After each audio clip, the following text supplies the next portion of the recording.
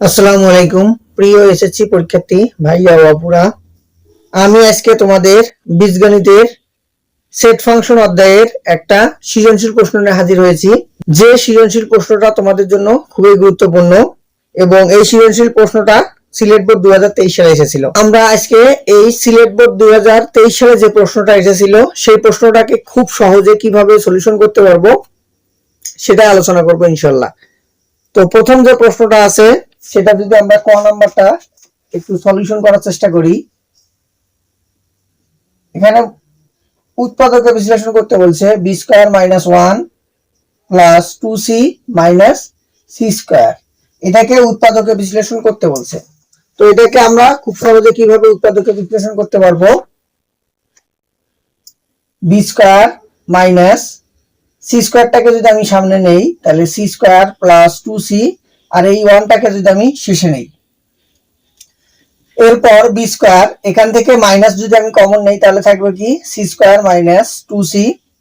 আর আমরা জানি minus common নিলে ভিতরের চিহ্নের পরিবর্তন হয়, যেহেতু ভিতরের চিহ্নের পরিবর্তন হবে যার কারণে এখানে মাইনাস আছে, হবে হচ্ছে প্লাস 1 বি স্কয়ার মাইনাস। একটু খেয়াল করি, এটাকে যদি আমি সূত্র অনুযায়ী বসাই তাহলে দেখো a square minus 2ab plus B square, এই কথাটা যা আর এখানে যেটা আছে একই জিনিস। তাহলে এটা কি যে সূত্র, a square minus 2ab plus B square, এটা কার সূত্র? এটা আমরা জানি এটা হচ্ছে a মাইনাস, তাহলে a square minus 2ab plus B square কার সূত্র? a মাইনাস b হোল স্কয়ারের সূত্র। তাহলে আমি এখানে a মানে হচ্ছে c আর b মানে হচ্ছে 1 তার উপরে স্কয়ার। খেয়াল করো, এটা যদি a হয়, এটা যদি মনে মনে b হয়, তাহলে a square minus b square হচ্ছে, আমরা জানি a স্কয়ার মাইনাস b স্কয়ারের সূত্র কি? a স্কয়ার মাইনাস b স্কয়ারের সূত্র হচ্ছে a plus b into a মাইনাস b। a মানে হচ্ছে b প্লাস b মানে হচ্ছে c মাইনাস 1। আর এখানে যেহেতু একবারে যদি আমি মাইনাস হই, মাইনাস দিলে ভিতরের চিহ্নের কি হবে? পরিবর্তন হবে। তাহলে এখানে প্লাস হবে, প্লাস আছে হবে হচ্ছে মাইনাস, এখানে মাইনাস আছে হবে হচ্ছে প্লাস। এই যে অ্যানসার যেটা বের হলো এটাই হচ্ছে আমাদের এই ক নাম্বার প্রশ্নের অ্যানসার। তো এইভাবে করে আমরা ক নাম্বার প্রশ্নটা খুব সহজে অ্যানসার বের করতে পারবো। এরপর আমরা যদি খ নাম্বার প্রশ্নটার দিকে লক্ষ্য করি, খ নাম্বার প্রশ্নটাতে বলছে যে একটা ইউ এর মান দিয়ে রাখছে,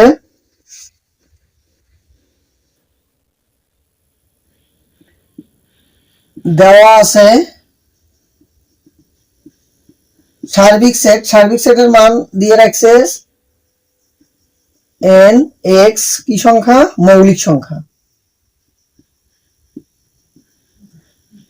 এবং বলে দিছে যে x এর মানটা 7 এর সমান অথবা 7 এর চেয়ে ছোট হতে হবে মৌলিক সংখ্যা। আচ্ছা, আমরা মৌলিক সংখ্যা বলতে কি বুঝি? মৌলিক সংখ্যা হচ্ছে সেই সকল সংখ্যা যে সংখ্যাগুলোকে এক এবং ওই সংখ্যা ছাড়া আর অন্য কোনো সংখ্যা দ্বারা ভাগ করা যায় না। তাহলে মৌলিক সংখ্যা কি কি হতে পারে? এখানে যেহেতু আমাকে শর্ত দিয়ে বলে দিছে যে x এর মানটা হবে 7 এর সমান অথবা 7 এর চেয়ে ছোট, তো 7 এর সমান এবং 7 এর চেয়ে ছোট যে মৌলিক সংখ্যাগুলো আছে সেই সংখ্যাগুলো আমাদের হবে। তো সেই মৌলিক সংখ্যাগুলো কি কি? আমরা জানি সবচেয়ে ছোট মৌলিক সংখ্যা হচ্ছে 2, তাহলে হবে 2 3 5। এরপর যেহেতু 7 এর সমান বলছে তাহলে 7 পর্যন্ত নিতে পারবো। তাহলে সার্বিক সেটের মান হবে হচ্ছে 2 3 5 7।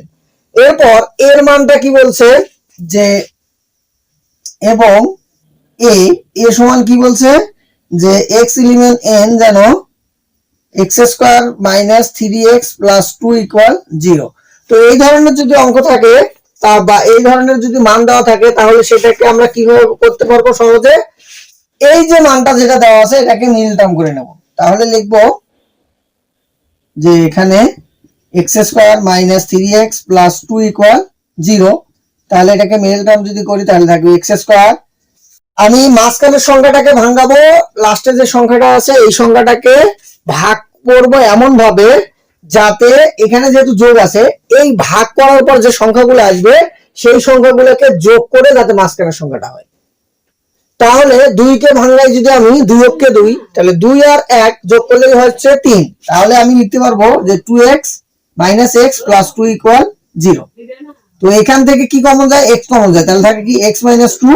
এখান থেকে -1 যদি কমন নেই তাহলে থাকে হচ্ছে x - তাহলে এটাকে লিখতে পারবো দুটো মিলে একটা, তাহলে লেখা যাবে x - 2 আর এখানে থাকবে x - 1 = 0। তাহলে হয় x - 2 = 0 অথবা x - 1 = 0। তাহলে এখানে x এর মান একটা আসবে হচ্ছে 2 আর একটা আসবে হচ্ছে 1। তাহলে আমি বলতে পারবো অতএব নির্ণীয় সেট a সমান একটা 1 আর একটা হচ্ছে 2। এখন আমাকে এটাকে a সেটের পূরক সেট বের করতে বলছে। তাহলে a সেটের পূরক সেট যদি আমরা বের করতে যাই তাহলে a উপর পূরক সেট, আমরা জানি কোন সংখ্যার উপর পূরক সেট মানে কি, সেই সংখ্যাটা অর্থাৎ সার্বিক সেট থেকে যার উপরে পূরক সেট থাকবে সেই সংখ্যাটাকে বাদ দিতে হবে। তাহলে এখানে আমার সার্বিক সেটের মান কি, সার্বিক সেটের মান হচ্ছে 2 3 5 7। এরপর সেটাকে আবার বাদ দিতে হবে কি, সেটাকে বাদ দিতে হবে হচ্ছে এর মান দিয়ে, এর মান হচ্ছে 1 এবং 2। এখন এখান থেকে আমি 1 এবং 2 বাদ দেব। তাহলে খেয়াল করবো এখানে 2 এখানে 2।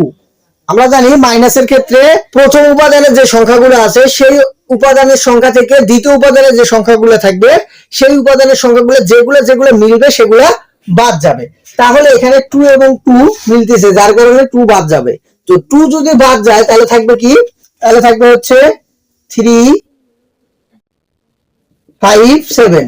এখানকার 1 লেখা যাবে না, কারণ আমি আবারও বলতেছি মাইনাসের ক্ষেত্রে প্রথম উপাদান থেকে শুধুমাত্র দ্বিতীয় উপাদান বাদ যাবে, কিন্তু কখনো দ্বিতীয় উপাদান থেকে প্রথম উপাদান বাদ দেওয়া যাবে না। এরপর আমাকে যে কাজটা করতে হবে সেটা হচ্ছে এই সেক্টরে পাওয়ার সেট করতে হবে। তো পাওয়ার সেট যদি আমরা করতে যাই তো এখানে কয়টা উপাদান দেওয়া আছে, 3টা যেহেতু উপাদান দেওয়া আছে তাহলে এই 3টা উপাদানের আমরা পাওয়ার সেট যখন করতে যাব তাহলে উপাদান হবে হচ্ছে 8টা। তো কি কি হবে, প্রথমে ফাঁকা সেট, এরপর প্রত্যেকটার উপাদান একটা একটা করে সিঙ্গেল ভাবে, এরপর হচ্ছে 7, আর এরপর প্রত্যেকটা উপাদান একটা একটা করে লেখার পর দুটো করে উপাদান লিখবো। এরপর লিখবো হচ্ছে 3 5, এরপর হচ্ছে 3 7, এরপর হচ্ছে 5 7। অর্থাৎ একটা উপাদান কখনো দুইবার লেখা যাবে না। এরপর আমার যেহেতু দুটো করে উপাদান লেখা যখন শেষ তারপরে 3টা উপাদানে একসঙ্গে হবে, তাহলে 3 5 7। তো এখানে কয়টা সংখ্যা থাকতেছে, 1 2 3 4 5 6 7 8, 8টা সংখ্যা আছে। এই 8টা উপাদানই হচ্ছে আমাদের অ্যানসার। এই যে মানটা বের হলো যেটা, সেটা হবে আমাদের অ্যানসার। গ নাম্বার প্রশ্নটাতে দেখো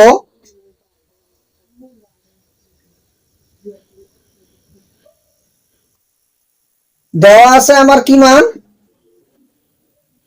দেওয়া আছে হচ্ছে function of y equal 7y - 1 divided by y square. এখান থেকে আমাকে এখন ফাংশন অফ a অর্থাৎ ফাংশনের মধ্যে ভিতরে যেটা দেওয়া থাকবে এখানে y এর জায়গায় a বসছে, অর্থাৎ y এর জায়গায় আমাকে a বসাইতে হবে, তাহলে a স্কয়ার। তাহলে এখন আমার প্রশ্ন বলছে যে ফাংশন অফ a ইকুয়াল 1। তাহলে আমি ফাংশন অফ এর মান পাইছি এটা, তাহলে ফাংশন অফ a এর জায়গায় লিখতে পারবো 7a - 1 divided by a square equal 1। তাহলে এটাকে আমি কি লিখতে পারবো, এটার সাথে এটা গুণন করলে তাহলে a স্কয়ার ইকুয়াল 7a - 1। এটাকে আবার সুন্দরভাবে যদি লিখতে যাই তাহলে কি লেখা যাবে, a স্কয়ার। এটাকে এখন কি করা যাবে, এই যে -1টা আছে -1টা যদি সমানের পাশে নিয়ে আসি তাহলে হবে হচ্ছে প্লাস সমান 7a। এখন আমি কি করব, উভয় পক্ষকে যদি a দ্বারা ভাগ করি তাহলে কি থাকবে, a square plus 1 divided by a আর হচ্ছে 7a ডিভাইডেড বাই a। এখন এটাকে কি লেখা যাবে, এটাকে লেখা যাবে হচ্ছে a square divided by a, কারণ এই এটা দুটার সাথে ভাগ আছে, আবার 1 এর সাথেও কি আছে, a ভাগ অবস্থায় আছে, আর এখানে a কাটা, তাহলে থাকে হচ্ছে 7। তাহলে এটাকে যদি আমি কাটাকাটি করি তাহলে থাকবে হচ্ছে a প্লাস 1/a সমান হচ্ছে 7। এখন কি করব, যেহেতু আমাকে 4 বের করতে বলছে পাওয়ার, তো আমি এটাকে প্রথমবার একবার বর্গ করব, উভয় পক্ষকে বর্গ করে দিলাম। তো উভয় পক্ষকে বর্গ করে দেওয়ার পর কি হলো, এটা a, এটা যদি b হয় তাহলে a plus b whole square, a plus b whole স্কয়ারের সূত্র আমরা কি জানি, a প্লাস b হোল স্কয়ারের সূত্র হচ্ছে a square plus 2ab plus b square. আর এখানে 7 7 কত 49, এই কাটা। তাহলে আমি কি লিখতে পারবো, হচ্ছে a square plus 2 plus 1/a square সমান হচ্ছে 49। এরপর এখন আমি এটাকে লিখতে পারবো a square plus 1/a square 49, এখানকার প্লাসটা দেখো, এই প্লাসটা সমানের উপর সে গেলে কি হবে মাইনাস। এরপর আমি লিখতে পারবো a square plus 1/a square equal 47। এখন কি করব, যেহেতু আমাকে 4 বের করতে বলছে আমি আবারও উভয় পক্ষকে বর্গ করে দেব। তো এখন এটা যদি a হয়, এটা যদি b হয়, তাহলে a প্লাস b হোল স্কয়ারের সূত্র কি, a প্লাস b হোল স্কয়ারের সূত্র হচ্ছে a square plus 2ab plus b square, যেহেতু b স্কয়ার যার কারণে, এবং এখানে 47 এর উপরে স্কয়ার, 47 এর উপরে স্কয়ার দিলে কি হবে, 47 এর উপরে স্কয়ার দিলে হবে হচ্ছে 2209, 47 এর উপরে স্কয়ার দিলে হয় হচ্ছে 2209। আর এটা থাকবে হচ্ছে তাহলে a to the power 4 square square কাটা, তাহলে থাকবে হচ্ছে 2 প্লাস এটা থাকবে a টু দি পাওয়ার 4 2209। এখন a to the power 4 plus 1/a to the power 4 2209 বিয়োগ 2। এখন এটাকে যদি আমরা বাদ দেই তাহলে থাকবে কি a টু দি পাওয়ার 4, এটা হবে হচ্ছে 2207। এখন আমার প্রমাণে যেটা আছে আমি যদি সেটা লিখি, অর্থাৎ a to the power 4 equal 2207 minus এই প্লাসটা পাশে গেলে minus 1/a to the power 4, এটাই হচ্ছে আমাদের এই প্রশ্নের অ্যানসার। এভাবে করে আমরা খুব সহজে যে সৃজনশীল প্রশ্নটা সম্পূর্ণটাই সুন্দরভাবে সলভ করে দেওয়ার চেষ্টা করলাম। আশা করা যায় আমার এই ভিডিও থেকে তোমরা অনেক উপকৃত হবা, এবং এই ধরনের যদি তোমাদের পরীক্ষায় কখনো প্রশ্ন আসে তাহলে খুব সহজে তোমরা সেটার অ্যানসার পরিপূর্ণভাবে দিতে পারবা।